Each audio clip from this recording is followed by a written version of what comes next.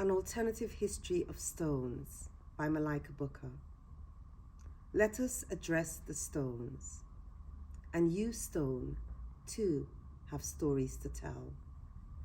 Back home in the woman's hometown village, young men gather stones in lush green bush to create a circle of stones to rest their pots over hot coals, cooking oil down. Yesterday news flew across the net like a soiled dove with a broken wing. Fragile bruises bloomed. How long had he been seasoning the woman up to cook in our own home like our house was an oven? Oh, let us address the stones, as stones too have stories to tell. Sir, you tell the poet, stone does not burn. It may crack or even be crushed into powder, but your answer is too late. Stone, you speak of David toppling Goliath with his slingshot. In the woman's village, boys went into the bush, armed with slingshots, to pelt birds, break their wings. Is this where the man learned to break his dove's wings? Remember, poet, you say, this is a poem about stones.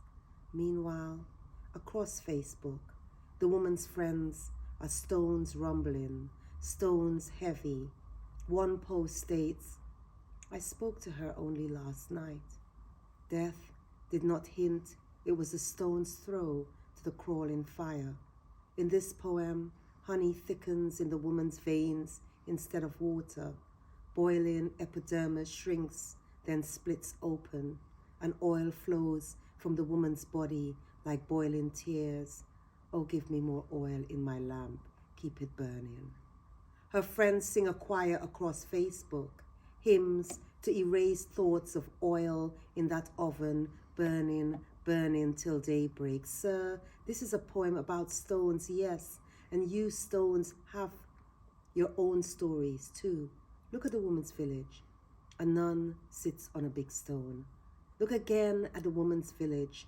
A nun sits on a big stone by the seashore under the fire of sunset, praying for the woman trapped between a rock and a hard marriage.